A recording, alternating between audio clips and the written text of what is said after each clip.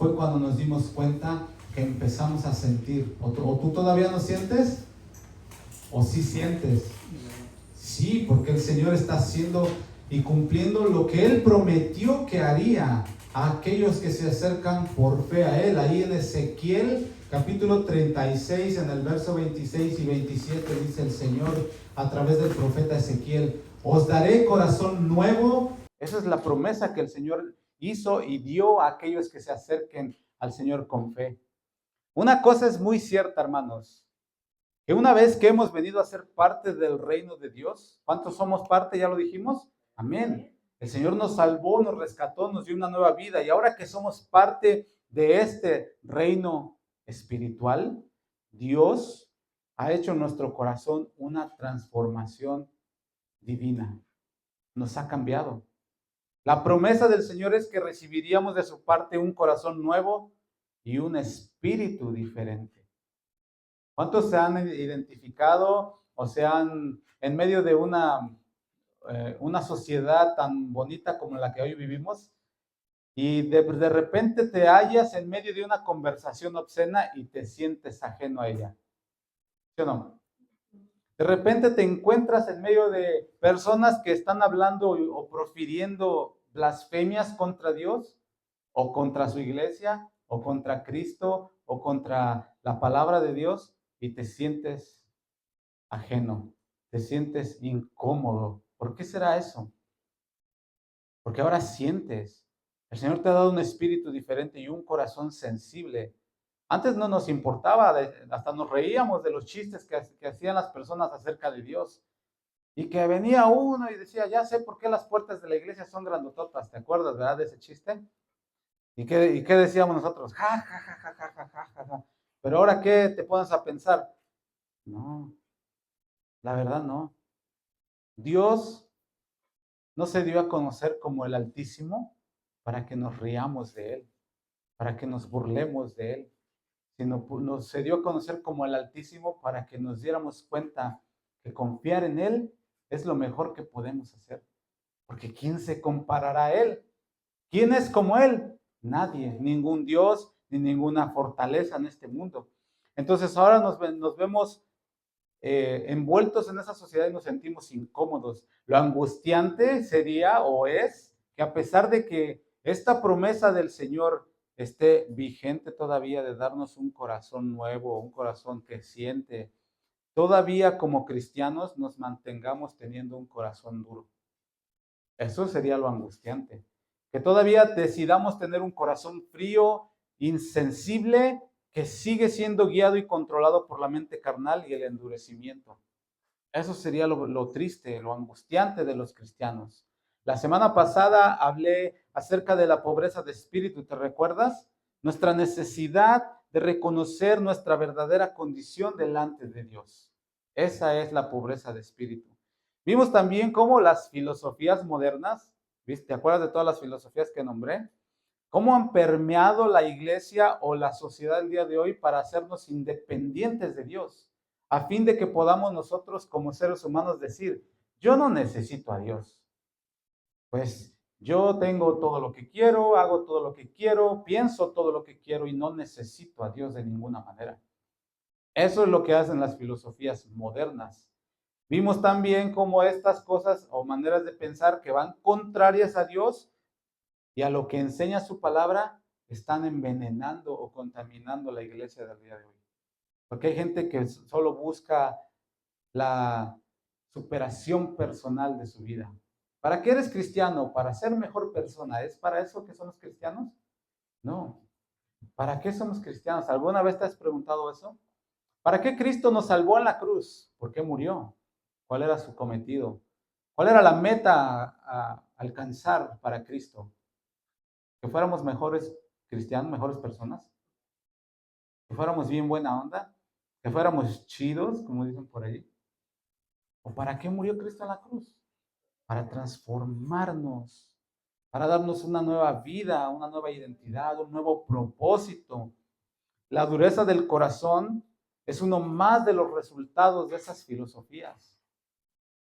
Y la contaminación espiritual que hay hoy dentro de la iglesia es lo que está causando este envenenamiento. Esto que vemos en la iglesia el día de hoy, ese es el resultado de que las personas confían más en lo que piensan otras personas que lo que dice la palabra de Dios.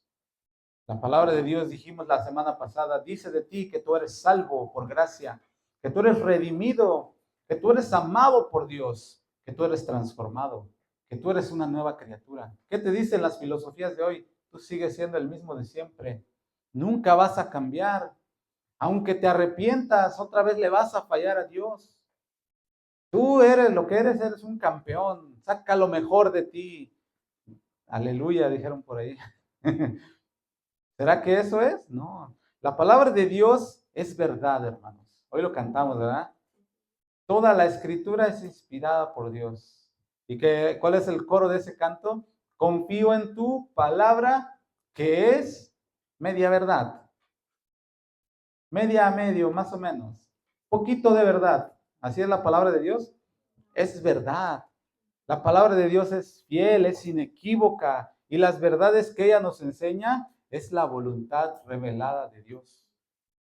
Algunas veces decimos como cristianos, todavía no alcanzo a conocer cuál es la voluntad de Dios para mi vida. ¿Alguna vez lo has dicho? Busca en su palabra. Ahí está la voluntad revelada para tu vida. ¿Qué es lo que Dios quiere de ti? Basado en esa palabra, Dios te va a revelar de una forma personal qué es lo que quiere de ti como individuo. ¿Para qué te salvó? ¿Cuál es tu función, tu propósito, tu cometido en esta vida? Esa palabra que es verdad te transforma, cambia tu manera de ver las cosas. Por ejemplo, la Biblia nos enseña que hay una gran bendición y una profunda felicidad en llorar. No, hombre, ¿cómo? ¿De qué estás hablando? ¿Te acuerdas lo que dije al principio? La lógica de Dios es muy diferente a la lógica del mundo. ¿Por qué? Porque 0 por 0 es 0, pero en la lógica del Señor dice, Él multiplica las fuerzas al que no tiene ningunas. Si usamos la lógica de este mundo, la lógica básica, si dijéramos, yo no tengo ninguna fuerzas ahorita, siento que ya no aguanto. Entonces el Señor en su promesa dice que Él va a multiplicar las fuerzas al que no tiene ningunas. Entonces, si no tengo fuerzas, voy a terminar sin menos fuerzas. Pero no, lo que está diciendo el Señor es, si tú no tienes fuerzas de ningún tipo y te acercas a mí y confías en mí y me das tu voluntad, yo te voy a dar fuerza a ti que no tienes. ¿Y de dónde va a salir esa fuerza? ¿De ti? No, de Él, de su sabiduría. ¿Te acuerdas lo que dice Santiago? Si alguno anda pasando por diversas pruebas, pida sabiduría a Dios para afrontar esas pruebas. ¿Y cómo dice Santiago que pidamos sabiduría al Señor? Con fe, ¿cómo más? Sin dudar, ajá, ¿cómo más? Es lo mismo. Pidamos sabiduría, al cual la da abundantemente y sin reproche. ¿Cuánto le pide sabiduría a Dios? Mucho, poquito, más o menos, 3/4. ¿Cómo es tu petición de sabiduría al Señor? Entonces dice, es una gran felicidad, una gran bendición a aquellos que lloran. ¿Pero a qué se referirá este texto, hermanos? ¿A solo llorar como, hoy ya lloré la cuota del día, ya derramé 500 lágrimas y ya mañana me tocan otras? ¿A eso se referirá el llorar y la bienaventuranza, la bendición? Vamos a ver a qué se refiere. Jesús declaró esto, bienaventurados los que lloran, pero ¿a qué tipo de llanto se refiere?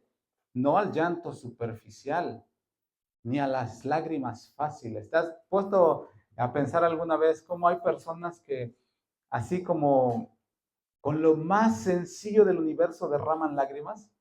No sé, están viendo una película y de repente Jack se fue por el agua, se quedó congelado y esta muchacha que se quedó dormida en la tabla lo dejó ir y estábamos todos ahí viendo de que qué mala onda, ¿verdad? Que se durmió mientras estaba él ahí en el agua. Y volteamos a ver a nuestra esposa o a los que tenemos hijas y las estamos viendo Llorando. ¿Por qué se derraman lágrimas tan fácilmente? ¿Será a esas lágrimas a las que se refiere el Señor? ¿A las que son bienaventuradas? ¿A qué llanto se referirá? Se refiere, hermanos, al llanto profundo del alma. Aquel que reconoce su pecado, su miseria espiritual. No, espérate, dijimosla otra vez. Esas palabras como que suenan un poquito duras, ¿no? Miseria. No, si la Biblia dice que somos más que vencedores en Cristo. O sea, ¿qué tiene que ver la miseria con el ser más que vencedores? ¿Qué lógica hay en eso? Y por eso muchas personas no lo reciben, porque piensan, no, nosotros somos más que vencedores en Cristo, hasta lo cantamos, ¿no? Él es vencedor y por medio de Él hemos vencido al mundo y por medio de Él rompimos las cadenas y por medio de Él, sí, pero ¿por qué ahorita me dice que debo reconocer que tengo miseria espiritual? Es que primero es una cosa, reconoce tu incapacidad de por ti mismo satisfacer las necesidades espirituales de tu vida. Una vez que haces eso, el Señor por su fuerza, por su poder, por su gracia y por su capacidad es que te da a ti la victoria.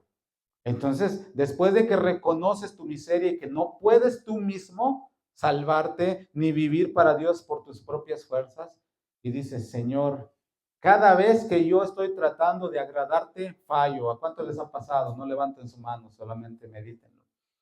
¿Les ha pasado que cada vez que tratan de vivir para Dios por sus propias fuerzas, fallan? Cada vez que tratan de agradar a Dios por su propia fuerza, fallan. Cada vez que tratan de enfocarse en Dios por su propia fuerza, fallan. ¿Qué es lo que provoca eso? Frustración, ¿no? ¿Cuántos se han sentido frustrados? Señor, toda la vida vivo fallándote. Dije que ya no voy a hacer esto y lo vuelvo a hacer. ¿Por qué será eso?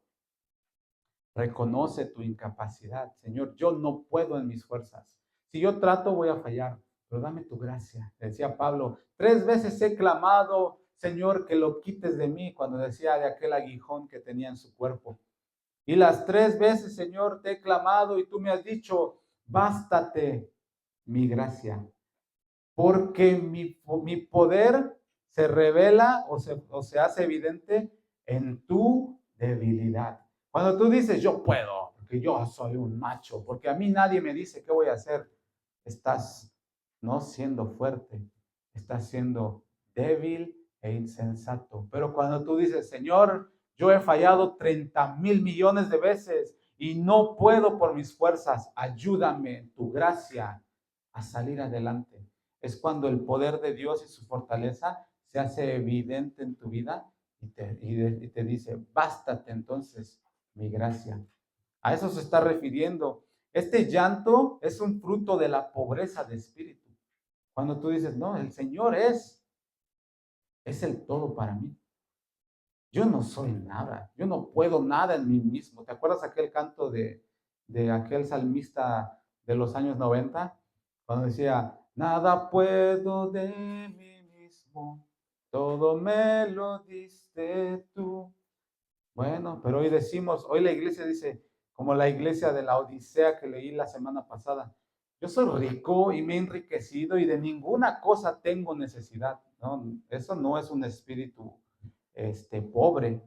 Eso no es un reconocimiento de la necesidad que tenemos de Dios, sino un auto de por mí mismo yo puedo lograr cosas. ¿Será que se puede así? No. Necesitamos reconocer esa pobreza de espíritu mencionada en el verso anterior y trasladarlo o traducirlo a una sensibilidad al corazón. Tal vez te provoque llanto, tal vez te provoque un gemido del corazón que ha sido tocado por el Espíritu Santo y que te duele el haber ofendido a Dios. ¿Te ha pasado eso?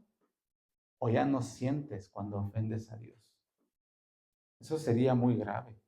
La palabra lloro o llorar del idioma original significa lamentar, llorar profundamente o afligirse con un gran dolor. Y este verbo denota, un lamento profundo, no solo una tristeza pasajera.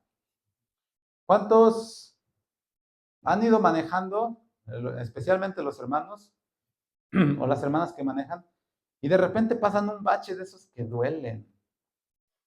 ¿Sí o no? Y de repente no sientes el así, ojalá que no haya pasado. Mi llanta, mis ahorros. Pero después te asomas, no pasa, se te olvida. ¿Sí o no? Aquí no está hablando de una tristeza pasajera. Está hablando de un llanto por una pérdida significativa. Y aquí viene otra pregunta. ¿Cuántos han perdido un ser querido? ¿Cuánto dura ese luto? ¿Sí o no? ¿A poco se te olvida? Ya se murió mi abuelito, mi abuelita, se murió mi papá, ya. Mañana ya estoy como si nada. ¿A poco sí? No, ese es un llanto o una angustia espiritual real, un luto que dura, que no se desvanece nomás así de repente. Este tipo de lloro que se asocia con el duelo por la muerte es lo que está hablando aquí, pero lo equipara al quebrantamiento de tu espíritu por haber pecado. Señor, ¿cuántas veces no te he ofendido? Y si nos ponemos a hacer cuentas, creo que saldríamos bien reprobados de cuántas veces hemos ofendido a Dios y realmente lo hemos manejado como si fuera lo del bache. 30 segundos y se nos olvidó. Ya mentí, ya que. Al cabo que al rato Dios me perdona. Al rato a la noche antes de irme a dormir me arrepiento. Al rato nos vemos, Señor. Resulta que llega la noche y ni te acordaste. ¿Por qué? Porque lo manejaste de esa manera. Al rato vemos qué pasa. Ahorita no creo que Dios se enoje conmigo. Ahorita no creo que Dios tenga algo que decirme. Al rato nos vemos, Señor. ¿Te acuerdas de David? En el episodio cuando pecó contra Dios cometiendo actos horribles para ocultar su fornicación con Betsabé, asesinó a uno de sus mejores soldados. No, pero él no fue, hermano. Acuérdate que actor intelectual. Tanto mata, dice el proverbio 376.528 y medio. Tanto peca el que mata a la vaca. Para que veas, si te lo sabes, ¿verdad? Si eres estudioso de la Biblia. Él no lo mató, no, él ordenó. Trató de ocultar su pecado. ¿Sí o no? Y hizo cosas bien horribles, fíjate esto, considéralo en tu mente, en tu corazón. David era un hombre conforme al corazón de Dios. Fue llamado amigo de Dios. Fue llamado amado por Dios. Fue llamado un siervo con un corazón semejante al de Dios. ¿Qué pasó? Haciendo todas esas cosas en lo oculto. Ay, David, ¿quién te viera tan santurrón en el templo cantando? La diferencia entre David y muchas personas es que después de arrepentirse y buscar la misericordia y el perdón de Dios, escribió esto, fíjate, Salmo 51:17. Los sacrificios de Dios son el espíritu quebrantado. Al corazón contrito y humillado, no despreciarás tú, oh Dios. David nos da el ejemplo perfecto, hermanos. Después de su pecado con Betsabé y el asesinato de Urías, David no pudo seguir igual. No estuvo tranquilo y durante ese año que guardó silencio, dice la Biblia que pasó alrededor de un año en el que él no confesó su pecado, lo tenía guardado. Y decía, todo este tiempo mis huesos se hicieron como que se secaron, se envejecieron. ¿Por qué? Porque estaba guardando su maldad. Al final de todo eso, el profeta Natán llega y lo confronta. Y el corazón de David se enorgulleció, ¿no? Y se endureció, como dijo allí del faraón, ¿no? Y el Señor endureció el corazón del faraón para que no los dejara ir. Así dice la Biblia de David. El corazón de David se quebrantó. El resultado lo puedes leer, Salmo 51, completito, donde no solo pide perdón, sino que llora delante de Dios. ¿Y cómo sabes que llora? Mira, escribió ahí en el Salmo 51, 3, verso 3 y 4. Dice, imagínate estas palabras después de haber pecado y todo lo que hizo David. ¿Cómo lo dirías tú estando en esa circunstancia? Porque yo reconozco mis rebeliones. A ver, cada vez que yo estoy delante de Dios y reconozco mi pecado, ¿Cómo lo digo? Ay, Señor, ya sabes que somos débiles, pues la carne es débil. El espíritu ciertamente está presto, pero la carne es débil. Y como la carne es débil, pues ahí te voy. Perdóname, ¿no? Antes de que lo haga. ¿Así? ¿Cómo sería? Yo reconozco mis rebeliones y mi pecado está siempre delante de mí. Yo reconozco que te fallé, Señor. Reconozco que soy un rebelde, desobediente y pecador. Y cada vez que ando por el camino, me acuerdo de mi pecado, que no te lo he confesado. Contra ti, dice. Contra ti solo he pecado y he hecho lo malo delante de tus ojos. ¿Tú lo dirías eso tranquilo, así de, ya sabes, Señor? ¿O lo dirías con una aflicción de espíritu, con un llanto interno, un llanto profundo de tu corazón? Contra ti, Señor. No puedo, Señor, soportar la idea de pensar que tú me ungiste con el aceite de tu unción para ser el rey sobre tu pueblo, para ser yo el puente entre tu pueblo y tú, para que yo los guiara, y después de esa unción, yo haya sido capaz de hacer estas cosas. Señor, perdóname. Así me lo imagino yo. El llanto de David no fue señal de debilidad, fue señal de restauración. Segunda de Corintios 7:10, dice el apóstol Pablo, la tristeza que es según Dios produce arrepentimiento para salvación, de que no hay que arrepentirse. Si tú lees todo ese capítulo en sus contextos, te vas a dar cuenta que está hablando de una tristeza o un remordimiento terrenal, el cual únicamente te hace sentir culpa momentánea, un remordimiento que se te borra en 30 segundos y que produce muerte, dice el apóstol. ¿Por qué produce muerte? Porque una vez que se te olvida, estás susceptible a volver a hacer lo mismo, porque lo olvidaste, lo dejaste pasar.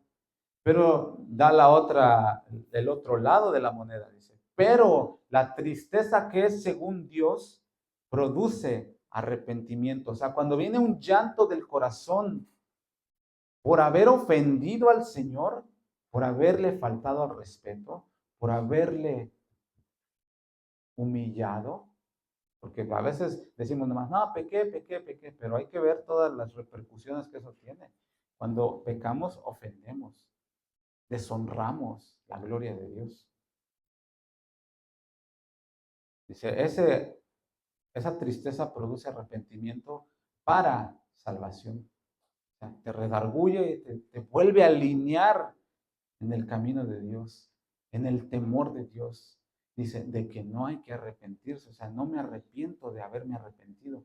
¿Por qué? Porque si no me arrepiento, pues ando en camino de muerte. Ando en camino que parece derecho, pero su fin es camino de muerte. Ando en un camino que es perecedero, en el cual no me va a llevar a la voluntad de Dios, me va a llevar a la voluntad del otro. ¿Qué preferiremos o qué preferiríamos nosotros? ¿Ese camino de muerte o el camino que es según Dios? La tristeza que es según Dios. Ese es el tipo de tristeza, de llanto, de arrepentimiento que Dios busca en el corazón de sus hijos. Un llanto que te guía a arrepentirte para que después puedas ser consolado. No es un llanto como de remordimiento que te guía a seguir incurriendo en los mismos actos y que al final no te da la consolación de Dios, ni te fortalece, ni te da la gracia de Dios, sino todo lo contrario, te deja con una actitud de insensibilidad, en el cual no solamente te deja insensible a la voz de Dios, sino que te deja vulnerable a todos los dardos del enemigo. ¿Por qué? Porque una vez que no confesaste tu pecado, el enemigo dice, ya ves, no pasó nada. ¿Te moriste al comer el fruto? No, ¿verdad? Y empiezas a caer en la lógica del mundo. ¿Ya ves? Es la misma mentira que le dijo Satanás a Eva. No es cierto, no morirás, sino que sabe Dios El día en que comas del fruto, seréis como Dios, conociendo el bien y el mal. Lo que pasa es que nuestro entendimiento está corrompido por el pecado. Y cuando vemos que no nos pasó nada, pensamos que no nos va a pasar nada. Dice el ladrón en su corazón, aquel que es amante de lo ajeno y que le gusta, por ejemplo, pasar por los barrios donde hay mucho dinero y empezar a abrir los carros, ¿no? A ver si se abren. Y si se abren, pues a ver qué pasa, qué hay adentro. Y como ya lo hizo 5, 6, 7 veces y no lo han capturado, no lo han identificado, lo sigue haciendo. Y dicen, pues ya ves, no pasó nada. Dice aquel muchacho que le ofrecen droga por primera vez, mira, fúmale de aquí. No va a pasar nada. Lo que va a pasar es que te vas a sentir en las nubes. Vas a sentir como que estás en no sé, en una experiencia religiosa, como dijo el salmista. Entonces, le da al muchacho el primer pasón a la droga y dice, ya ves, no pasó nada. ¿O sí? ¿Te pasó algo? Se me olvidó todo mi dolor. Piensa el muchacho que porque una vez se le olvidó todo su dolor, no pasa nada. ¿Será que no pasa? Ese dolor o esa tristeza que es según el mundo, que no produce arrepentimiento, va a producir esto. Ya ves, no pasa nada. Y nos deja con una actitud de insensibilidad, en la cual no solo nos duele en el momento, pero una vez pasado el remordimiento, continuamos con nuestro mismo estilo de vida.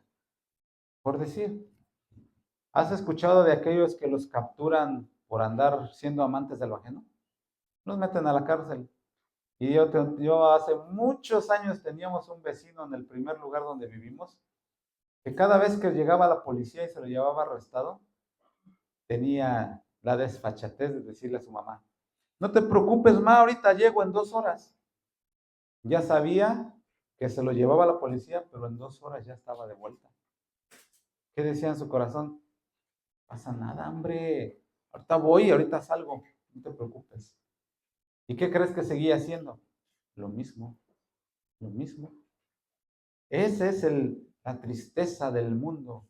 Solo eso te produce. Pero la tristeza de Dios te produce un verdadero arrepentimiento para salvación, para que te vuelvas al camino de Dios. Entonces, cuando tú lloras, dices, bueno, es que estoy llorando y me duele haber pecado, pero si tu actitud no cambia y vuelves a hacer lo mismo, entonces no fue arrepentimiento genuino. No fue un llanto conforme al corazón de Dios. No fue ese llanto que dice Jesús aquí en el verso 4. Bienaventurados los que lloran. No habrá consolación. Pero si tú lloras y dices, Señor, me duele haberte ofendido, me duele haber pecado contra ti, me duele haber hecho lo que hice, me duele, estoy arrepentido, perdóname. Esto dice, adelante, te perdono. Pero tu actitud debe de ser diferente. Tu actitud hacia ese pecado del cual te arrepentiste debe de cambiar. Tu mirada, tu pensamiento. Antes decíamos, está bien si yo me río de los chistes de Dios, pero ahora digo, no. ¿Por qué? Porque yo conozco a Dios ahora. Que yo conozco quién es Dios. Antes estaba bien si yo me metía en conversaciones donde hablaban de perversidades y de todo lo que en el mundo. Y ahí estaba yo, ja, ja, ja, sí, ¿verdad? Ja, ja, ja. Pero ahora, ¿qué siento en mi corazón? Eso no es para mí. Eso no es para mí. Y he escuchado y he visto y he estado en lugares donde las personas hablan así, pero eso no es para mí. Ay, santurrón. Ni modo. Piensen lo que ustedes quieran, pero eso no es para mí. Mi estilo de vida debe de ser diferente una vez que me arrepentí. Una vez que este llanto profundo vino a mi corazón y dije, Señor, perdóname, porque te ofendí. 17, 18 años de mi vida anduve sin ti y dije, hice y cometí los peores actos atroces, pero ahora ya no. Una vez que uno reconoce esto, Dios consuela y restaura y forma al que llora de esta manera. El llanto espiritual no termina en tristeza, porque Dios no nos deja quebrados, Dios consuela. Dios forma nuestro carácter a través de este proceso. ¿A cuántos de nosotros Dios nos ha pasado por alguna disciplina para enseñarnos, por ejemplo, a confiar en Él? ¿Alguna vez has tenido pruebas de fe? Sí. ¿Alguna vez el Señor te ha pasado por una prueba para enseñarte a honrarlo? ¿Para enseñarte a que seas fiel a Él? En nuestro proceso de aprendizaje, hermanos, ¿cuántas veces nos equivocamos y de manera humilde vamos delante de Dios a rogar por fuerza? ¿Cuántas veces te has equivocado? Muchas. ¿Cuántas veces hemos ido al Señor? Dame fuerza, Padre, en el nombre de Jesús. Así como dice tu palabra, dame sabiduría, Señor, abundantemente para que yo pueda vivir de una manera sabia en esta vida. Vamos y pedimos perdón y pedimos fe para la prueba que estamos pasando. Pero ¿qué pasa después de ese clamor que hacemos? ¿Cuál es nuestra respuesta a Dios? Él dice, yo te doy sabiduría, adelante, yo te perdono, dice en su palabra, si alguno hubiere cometido pecado, abogado tenemos para con el Padre, a Jesucristo el justo, ¿sí o no? Si alguno hubiere pecado, dice, ¿cuántos? Pues yo también he pecado, Señor, ayúdame, perdóname, ¿y te perdona? ¿A cuántos de ustedes les ha echado el Señor en cara los pecados de hace 3, 4 días? ¿No, verdad? ¿Los ha perdonado? Sí. Pero ¿cuál es la respuesta que damos nosotros? ¿De qué manera respondemos a Dios? ¿Con obstinación de corazón? Gracias, Señor. Al rato nos vemos otra vez. ¿O cómo le hacemos? ¿Con humildad? ¿Con obediencia? ¿Con sinceridad? ¿O con hipocresía? Acuérdense que Dios sabe todo. ¿Recuerdan? Dios omnisciente. Aún no está la palabra en mi boca, tú ya sabes. Hasta lo que no voy a decir, ya lo sabes tú, Señor. Porque a veces yo vengo con un discurso delante de tu presencia. Oculto algunas cosas que tengo en mi corazón, esas no te las quiero enseñar, porque se me olvida que ya las sabes todas. Porque dice el salmista, aún no está la palabra en mi boca y aquí ya la sabes toda. Pero en el siglo XXI diríamos, aún las palabras que no te quiero decir, Señor, esas también las sabes todas. Aquí las tengo guardadas, no te las quiero enseñar, pero adivina qué. Dice en Hebreos, todas las cosas están desnudas y abiertas ante los ojos de aquel a quien tenemos que dar cuentas. Entonces, ¿burlará el hombre a Dios? Dice Gálatas. No, no erréis, dice, Dios no puede ser burlado. Todo lo que el hombre sembrare, eso mismo cosechará. Entonces, haríamos bien en acercarnos con un corazón humilde, obediente y sincero, sin hipocresía. Porque por un lado le decimos a Dios que sí lo obedeceremos, que lo honraremos, pero por el otro lado, saliendo de ese lugar de oración, lo deshonramos. Así, 5 segundos. Hacemos todo lo contrario a lo que dijimos que íbamos a hacer. Hebreos 12:10 dice, Dios nos disciplina para lo que nos es provechoso, para que participemos de su santidad. En verdad, ninguna disciplina al presente parece ser causa de gozo, dice el texto, sino de tristeza, o sea, de llanto. Cuando Dios nos disciplina y mete su mano para ponernos en orden, sí nos produce un dolor, una tristeza. Pero después dice, produce un fruto apacible de justicia. O sea, hay una respuesta diferente, un resultado distinto. Nuestra respuesta a Dios durante las pruebas debe de ser obras de justicia, o sea, corregir nuestro camino. Señor, perdóname porque durante 17 años de mi vida fui un mentiroso empedernido y me gustaba inventarme hasta identidades que yo no tenía. Perdóname, límpiame con tu palabra, ayúdame. ¿Y qué debería ser mi respuesta a Dios después de orar de esa manera? Vivir en verdad. O, Señor, gracias porque ya me perdonaste mis 500 identidades, ahora voy por otras 500. ya fui de España, de Francia y de Marruecos, ahora voy a hacer de Sudáfrica, del Congo y de Egipto. ¿Será? No. Así debe ser nuestra respuesta, en obras de justicia, un corazón entendido, un espíritu humilde, sincero y una actitud santa. El salmista Asaf, durante su periodo de distracción, entre comillas, ¿has leído el Salmo 73? Cuando se distrajo, era una persona que servía a Dios, que estaba en el templo, que estaba en funciones, servía a Dios con su corazón, pero de pronto puso sus ojos donde no debía. Dice, porque vi la prosperidad de los impíos. Acuérdate que él era salmista, ¿cómo se llama la otra palabra de los servidores? ¿Perdón? Levita, gracias. Era de la tribu de Leví, levita. Y su función o su herencia dada por Dios, ¿cuánto crees que era? Nada. A todas las tribus Dios les dijo, mira, esta parte de la tierra prometida es para ti, esta parte es para ti, esta parte. Y los levitas aquí de este lado, me va a tocar la parte que yo quiero. Y esta parte es para ti, y para Leví yo seré su herencia. Para ti no hay nada de tierra. ¿Te imaginas al levita?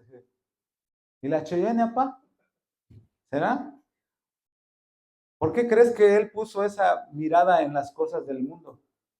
Porque a él no le tocó herencia. Su herencia era más grande, nada más que él no lo alcanzaba a ver.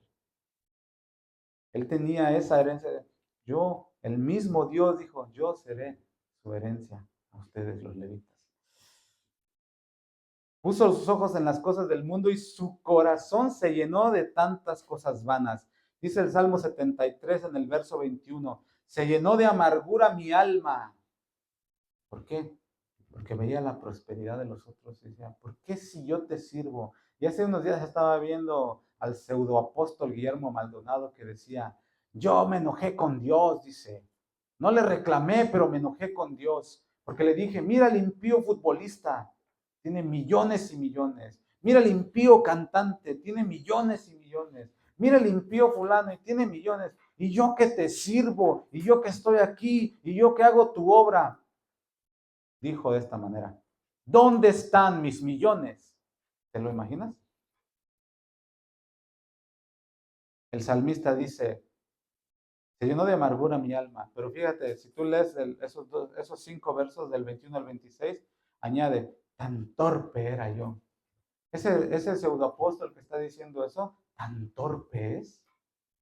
Siendo apóstol, entre comillas, tan torpe es, dice el salmista, con todo, o sea, a pesar de todo eso, yo siempre estuve contigo. Tú eres mi herencia. Estaba yo de una manera tan tonta mirando las cosas del mundo cuando tú siempre fuiste mi herencia. En el verso 25 dice, ¿a quién tengo yo en los cielos sino a ti? Ahí es donde él se dio cuenta de todas las cosas, de todo lo que estaba pasando en su corazón. Mi herencia eres tú, Señor. Pues sí, mis hermanos en la sangre de las otras tribus podrán tener la herencia que tú les diste. Pero ¿a quién tengo yo en los cielos sino a ti? Tú eres mi herencia. Su actitud humilde de reconocer su error. Las lágrimas que pudo haber derramado al reconocer que se alejó de Dios y que se alejó de sus propósitos. Al poner sus ojos en cosas vanas. Son el resultado de un corazón que se ha sensibilizado a la voz de Dios. Una voz que te redarguye. ¿En qué has puesto tú tus ojos? Que se apartan de lo que Dios ha puesto para ti. Por otro lado, hermanos, hablando de las lágrimas, en nuestra cultura no falta quienes derraman lo que se conoce lágrimas de cocodrilo. ¿Has escuchado esa expresión? Fingiendo arrepentimiento, llorando en público, pero en el corazón está endurecido. En lo privado está duro. ¿Por qué? Porque no hay cambio genuino. Jesús no está bendiciendo cualquier tipo de lágrimas aquí, hermanos. Jesús no está diciendo, bienaventurados los que chillan. A ver, chillones, ¿cuántos? Amén. Bienaventurados todos los chillones, porque ustedes van a ser consolados por chillones. Así no dice. Está viendo una bendición personal. Acuérdate lo que significa bienaventurados, una bendición personal de Dios para nosotros. Entonces, ¿de qué habla las lágrimas de cocodrilo? Habla de aquellos que solamente lloran como sintiendo un remordimiento, como para dar a entender o fingir. ¿Te acuerdas de los fariseos que les decía el Señor, hipócritas? Que delante de los hombres se presentan así y así y así y así, pero por dentro son sepulcros blanqueados. Fingen arrepentimiento, pero el corazón está endurecido en lo privado. Cuando Jesús habla de los que lloran, habla de los que como David dicen, contra ti solo he pecado y he hecho lo malo delante de tus ojos. Son lágrimas sinceras de dolor por el pecado, no lágrimas para quedar bien con otros. No debemos solamente de llorar para que me vea. ¿Qué hace o qué pasa cuando un ladrón es sorprendido en el acto del robo? Es que yo no quería, pero es que tengo. ¿Sí o no? ¿Qué es lo que hace una persona que es sorprendida haciendo lo que no debía o viendo lo que no debía? Es que yo no quería, yo no sé por qué. Pero una vez que pasa, ¿qué hace? Vuelve a lo mismo. No fue genuino. Dios no se deja engañar por las lágrimas vacías, hermanos.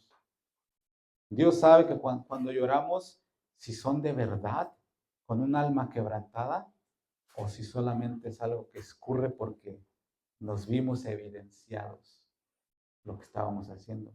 La expresión lágrimas de cocodrilo es un modismo que se usa para referirse a un llanto falso o hipócrita, como cuando una persona finge tristeza o remordimiento sin sentirlo realmente. Acuérdate que lo que habla bienaventurados los que lloran, habla de un dolor profundo del alma, un llanto del alma, no solo de los ojos.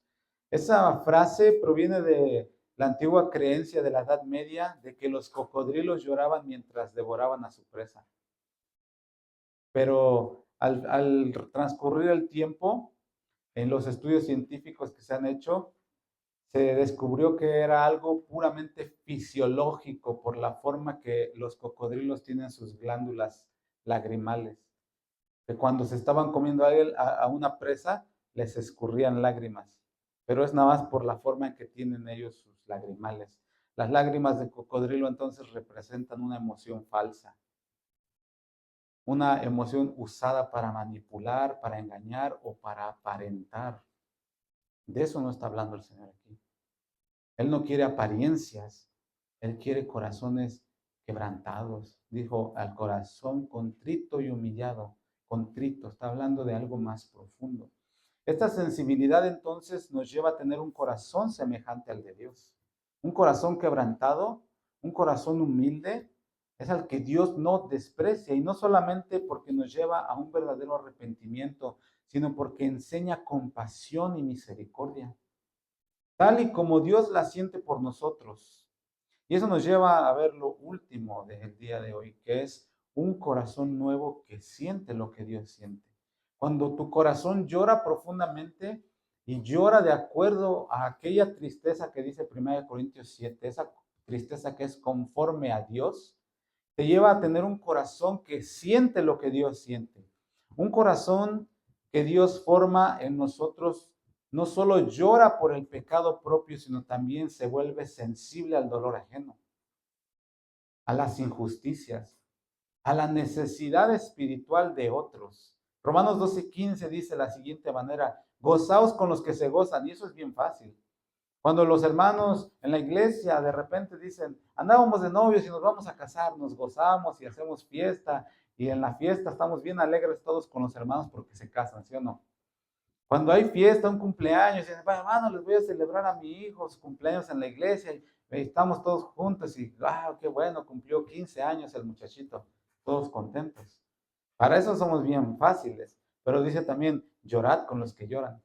Y ahí es donde a veces nos cuesta tener esa sensibilidad de, híjole, el hermano está pasando tribulación, perdió un ser querido, le pasó esto, le pasó el otro. Que se las arregle él. El corazón contrito y humillado es el corazón que siente lo que Dios siente. Otra área que debemos atender es esta en nosotros, la compasión por otros, el sufrimiento por las circunstancias de las otras personas. En muchas ocasiones no logramos ver la necesidad de otros o sentir compasión por el dolor que ellos sienten. ¿Saben por qué? Porque a veces ni siquiera logramos ver o sentir un ligero dolor por nuestra propia transgresión. Cuando sucede en nuestra vida lo que dije hace un ratito, otra vez soy yo, Señor, ya sabes, ¿no? Pues lo de siempre. Y hoy fallé, mañana, es más, hoy fallé, mañana fallé, vosotros fallaréis, todos fallaremos, Señor. De una vez te digo que de aquí al domingo va a fallar muchas veces. ¿Será? Sí, no, es una actitud muy insensible, muy arrogante de decir, Dios es perdonador y Él me perdona todo. No siento nada ya, no, eso es un corazón duro de piedra. En el momento en el que fallas, es decir, yo no sé cómo es lo que sientes tú, cómo te redarguye el espíritu, pero cuando fallas, es como un sentir de, no tengo ni palabras, Señor, para decirte. ¿Qué te puedo decir? ¿Excusarme? Tú lo sabes todo. ¿Qué excusa te puedo dar, Señor? Soy débil, perdóname. Caí de nuevo, hice, dije, pensé. Fortaléceme en tu gracia. Dame de tu poder, Señor, porque no puedo, mi carne me quiere subyugar, pero tu Espíritu Santo es más fuerte en mí. Ayúdame. O decimos, ¿a quién le dan pan que llore, Señor? Pues, somos carne, ¿no? Pues, la carne es débil, pues ya ni modo, como dijo el cristiano de la secreta, ¿no? Ay, Señor, y abrió su locker y estaba ahí un póster de una muchacha en bikini. Ay, Señor, la carne es débil. Y somos carne, y se puso a verla, ¿no? No, no debemos de tener esa actitud indolente a nuestro propio pecado y al pecado de otras personas. Si no logramos dolernos por las ofensas y pecados que cometemos nosotros contra Dios, ¿cómo podremos ver la profunda necesidad que otros tienen del perdón y la misericordia de Dios? ¿Cómo? Por eso a veces no podemos decirle a una persona, el Señor te ama, porque a veces yo tengo esa, no duda, pero esa incertidumbre. Es que si Dios me ama, pero soy bien tremendo. Soy bien tremendo. ¿Cómo puedo decirle a una persona que Dios lo ama y lo quiere cambiar? Yo todavía ando arrastrando la cobija bien feo. Por eso a veces nos detenemos. Porque las personas siguen teniendo una profunda necesidad del perdón y la misericordia y la compasión de Dios. ¿Cómo podremos interceder por los corazones que sufren lejos de Dios? ¿Cómo lo haremos por las vidas de aquellos que necesitan la salvación de Dios? Ay, Señor, tú sabes las necesidades de mi primo allá en Honduras. Ayúdale, sálvalo. Ay, manda a alguien. O es un profundo dolor. De eso se trata el bienaventurado los que lloran. Señor, mi papá tiene una tremenda necesidad de ti y cada vez que hablo con él o que tengo comunicación, lo único que hace es proferir maldiciones contra mí, contra ti, contra la iglesia. Señor, perdónale, ten misericordia de él. No permita, Señor, que el corazón duro de él lo lleve a la perdición. Ten misericordia, derrama tu gracia. Eso es un corazón que siente y que intercede. Señor, mi hermano que está allá en Baja California, ayúdale, Señor, porque el camino que lleva es de muerte. Yo puedo ver cómo él se está hundiendo, ya sea en el vicio, ya sea en las mujeres, ya sea en todo. Ayúdale, Padre, porque está en camino de muerte. Es un dolor sincero del alma por aquellos que necesitan la salvación de Dios. Jeremías allí en Lamentaciones 3:51, después de ver el destrozo que provocó Nabucodonosor en la ciudad y de ver todo lo que el pueblo estaba sufriendo, decía ahí en Lamentaciones 3:51, mis ojos destilan lágrimas por el quebranto de la hija de mi pueblo, de la ciudad, Señor, que tú erigiste para ti, de lo que tú hiciste, Padre, en la cruz por salvarnos y ver cuando un hermano peca, cuando un hermano se desvía, cuando un hermano blasfema contra Dios o se aparta o apostata. El Señor, perdónale, no le tomes en cuenta este pecado. Ayúdale. El profeta sentía dolor por ver la ciudad que había sido quebrantada por su desobediencia y por sus pecados.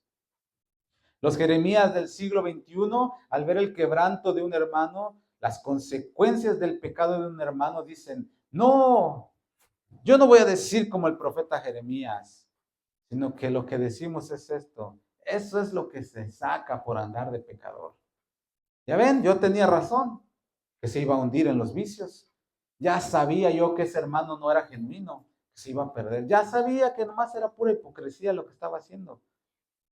Pablo les dice a los corintios, al ver el pecado en la iglesia, al ver el desorden pecaminoso que llevaba un miembro de su congregación, y les escribe en 1 Corintios 5:2, dice, ustedes viendo todo eso, todo el desorden que había y todo el desastre que vivía esta persona, y vosotros, estáis envanecidos.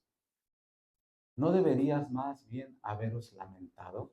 Y esa palabra lamentado es la misma palabra que se usa en Mateo 5:4 para decir llanto. ¿No deberían más haberse lamentado con lloro por lo que estaba sucediendo? Pero ustedes están por otro mundo, indolentes. No les preocupa. Los corintios en este episodio no mostraron el menor interés por la vida pecaminosa de este hermano, que en realidad estaba mal. Los demás miembros de la congregación no les interesaba si el hermano estaba en pecado, si estaba errando, si necesitaba ayuda. Lo único que les interesaba era su propia vida. Recuerda, hermano, que el pecado en la iglesia trae consecuencias destructoras.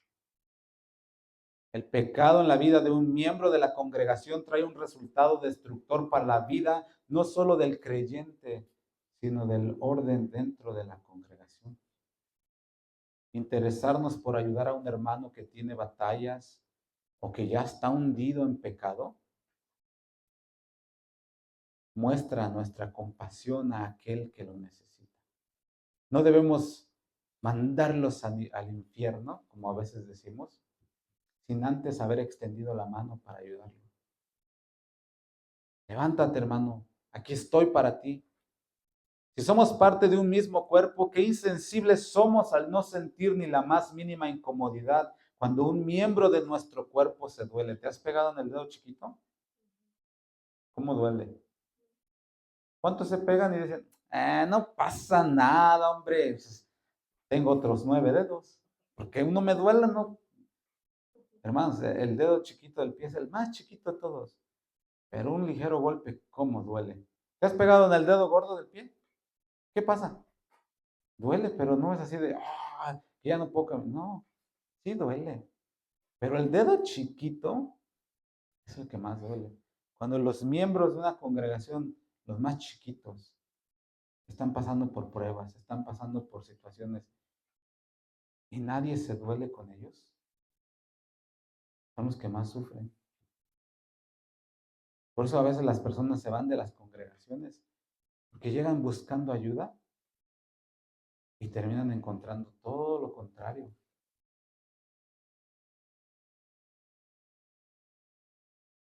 Si un miembro se lastima o está pasando por una situación y no sentimos nada, ¿qué clase de cuerpo es ese?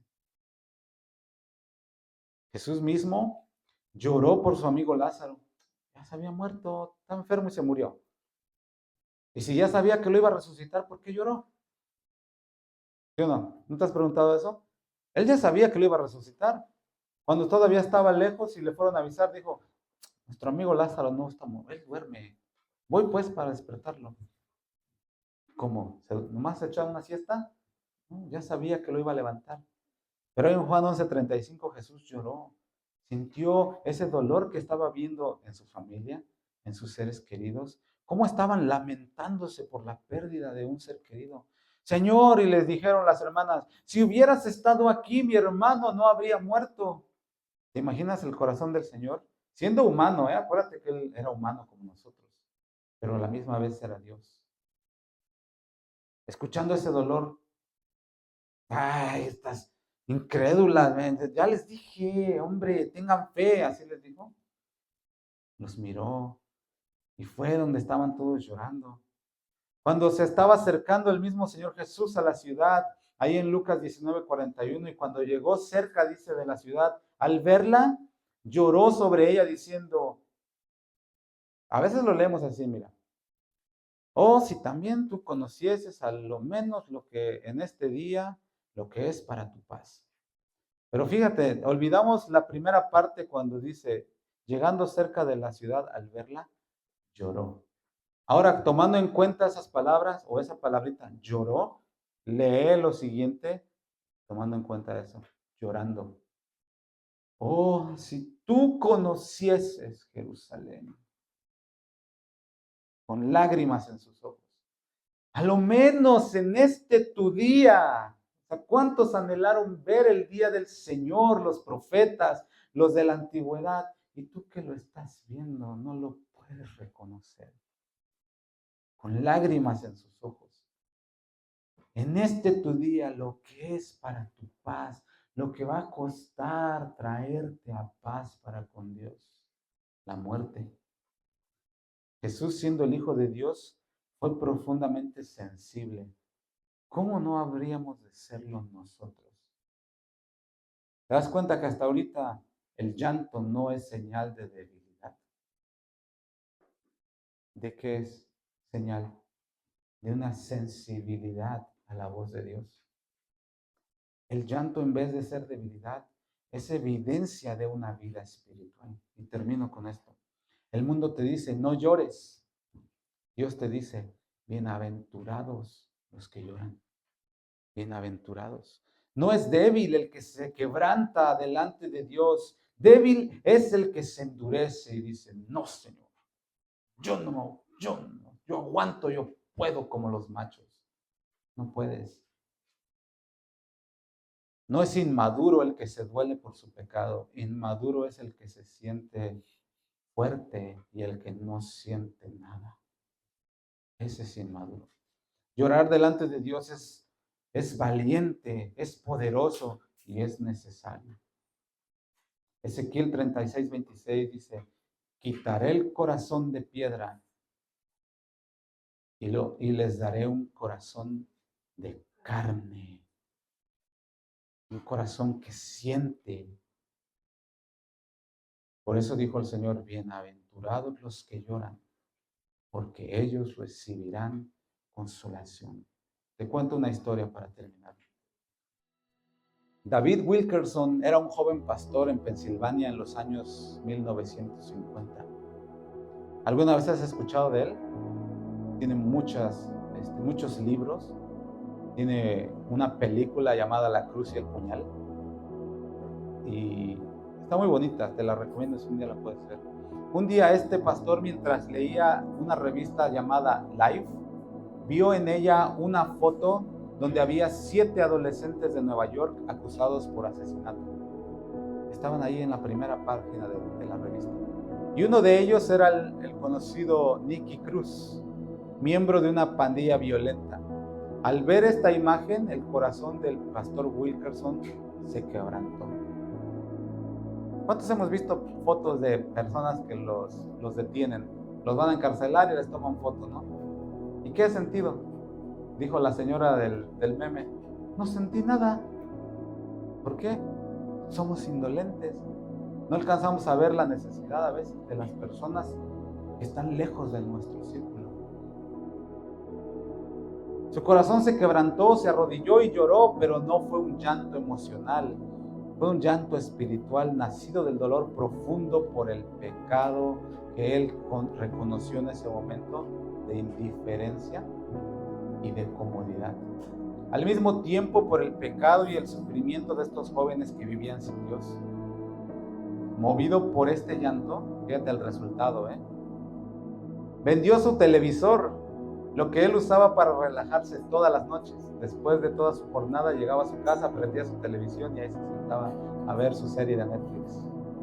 Y viajó con ese dinero a Nueva York.